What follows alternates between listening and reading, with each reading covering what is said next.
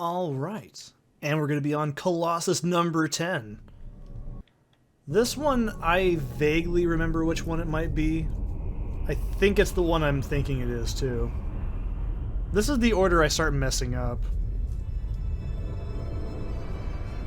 But if it is, it's actually my, like, third favorite design.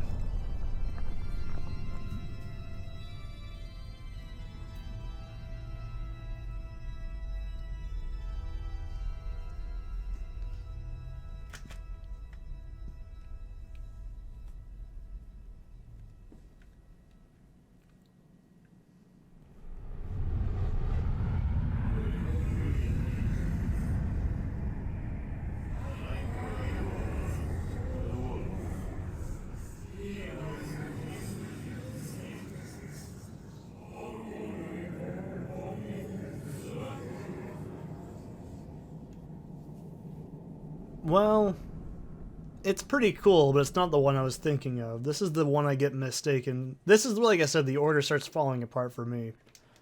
But this one's really cool. I think it's not my favorite.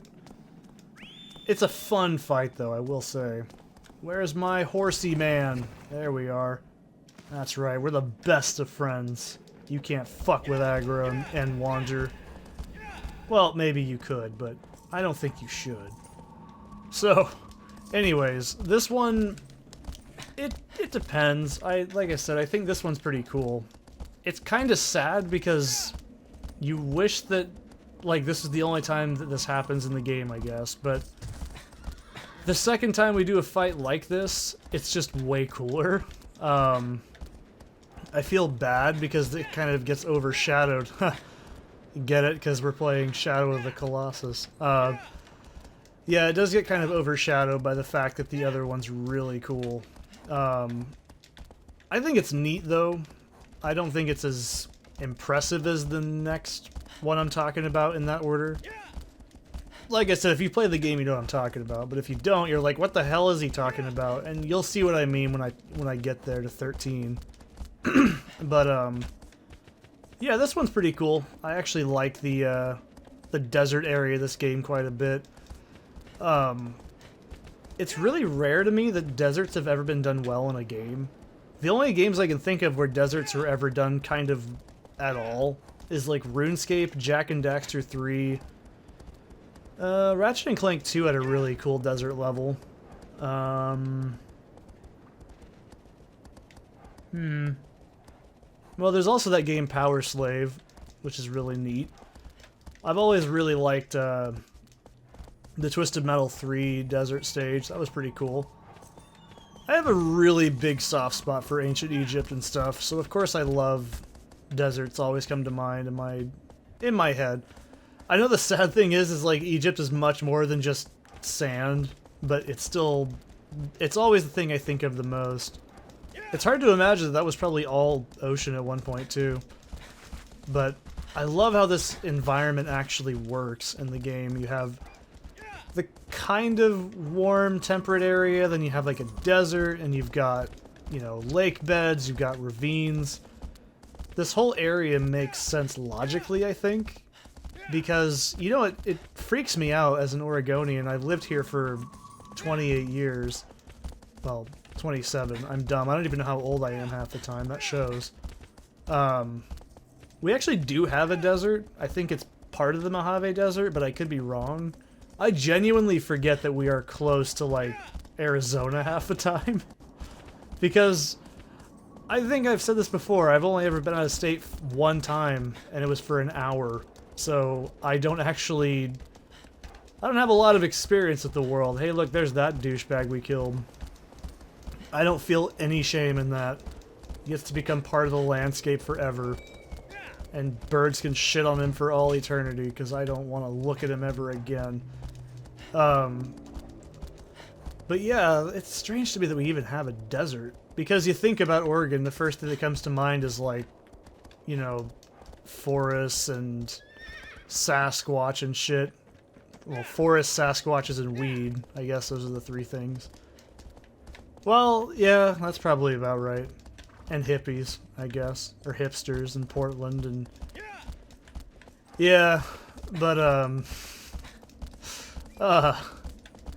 as a native Oregonian, you have to understand, that's not everybody here. But, what was I saying? Oh yeah, desert. You know, it's like people like, oh yeah, I went out to the dunes and did some desert riding shit. I'm like, what the fuck planet do we live on? Like, I hear sentences like that and my brain just shuts off. And then they're like, oh yeah, we actually have that. It's near... If I'm remembering correctly, Bandon has dunes, and so does... Ooh... Tillamook? But I think Tillamook is really close to Bandon as a whole. So I don't think that's fair. If you're ever curious, yeah, I've been to those areas, and I think... You're not missing much. You're really not. Everyone's like, oh, Tillamook cheese, and I'm like, yeah, that's cool. Then you go to Tillamook, Oregon, and you go, Jesus Christ. It's the only place I've ever seen someone get in a fist fight in public. It's only there. That was a experience. I also saw, that was the first time I saw someone smoking the pot in my life. I was on a road trip with my parents, and we went to Bandon, I think? And so we stopped through Tillamook to go to the cheese factory, and it was very underwhelming. I was like 13 or 14. I can't remember how old I was, really. I just... I've been to the one in, it's not Coos Bay, it's, oh shit, maybe I could shoot his tail off. Damn it. There's quite a few creameries and stuff. The Road Creamery's fantastic. I always say I recommend going there. It's, you see, it's weird to me because people are like, oh, Road Creamery is like the best cheese in the world. It's been voted the best blue cheese worldwide for like 10, 15 years now. And it's weird because I literally have been to that area like every single day forever. And I'm like, oh yeah, that's there, I guess. You know, it's just, for a native Oregonian, it's just like, oh, whatever, it's the fucking cheese place. Yeah, that's cool. Like, they have great cheese curds, too. They have, garlic and herb ones. They have... Oh, I'm trying to think of the best ones. They also have really good just Parmesan... Not Parmesan, but the garlic and herb ones are fantastic. They have pesto ones. Oh, I think they had, like, a spicy one back when I could actually eat spicy food that was really good, too. I don't know if they still sell these, but... Yeah, their blue cheese is fan-fucking-tastic. I don't think there's any arguing there.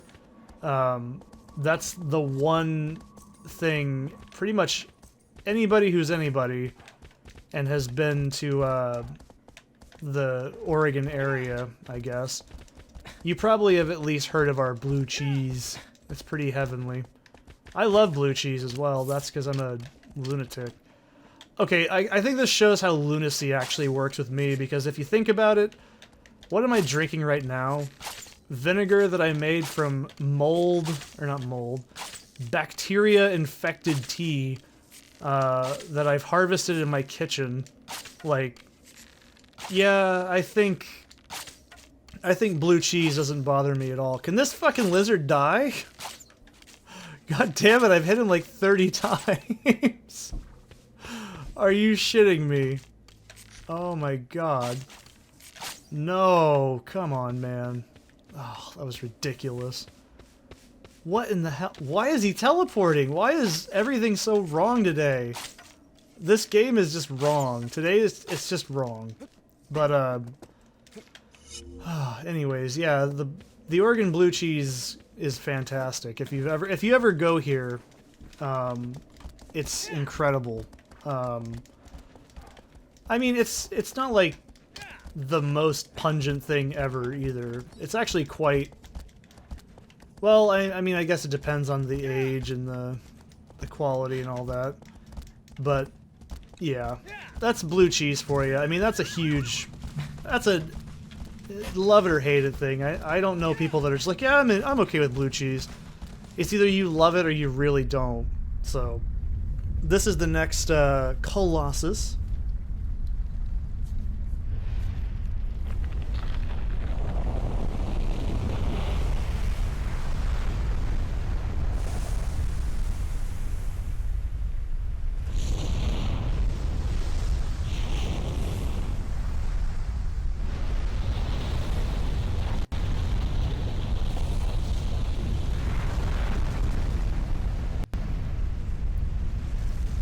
Yeah, this one's a real, like, thinker the first time you do it. So what we really want to do is lock on to him, try to get him to surface, and then we shoot his big goofy eyeballs with arrows. And we can mainly do this in 2 cycles. There's a way to do it in 1, but it's really hard to do. So basically what I'm assuming happens is he gets blinded and then he runs into a wall. That's what I kind of gather from what the animations are going for here. So he has 2 weak points. I guess it doesn't really matter how hard I hit him, but there we go. Usually takes 3 good stabs. And then he's going to go back underground. So if he hits you, by the way, when he's submerging, it does so much damage. It's usually enough to kill you in a time trial, because time trial, you have a fixed amount of health and stamina. So you're not going to have as much health as I've got right now. Oh boy. There we go. He's going to probably poke his little eyeballs out. You think you learned first time, but no, he doesn't. God damn it. There we go. It's a little tricky to do that maneuver, but trust me, once you get used to it, it's not that hard. Because you have to get used to controlling aggro and wander at the same time. Which is why I do like this fight, but you'll see what I mean later when we get to Colossus 3. What? Why is this game being so weird today?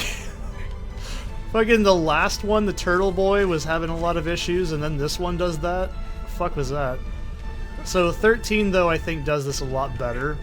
But if that wasn't in the game, I'd say this one's a really cool fight. Come on. Oh boy, I think I should be able to get him in 1 hit. Oh, don't submerge. Please.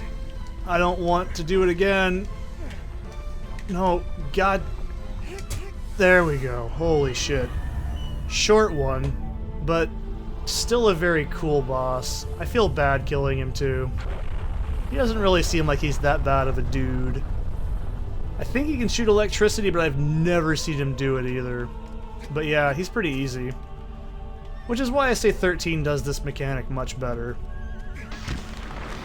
But yeah. I hope that little impromptu cheese review was worth your time. So, yeah. I'll see ya in the next one.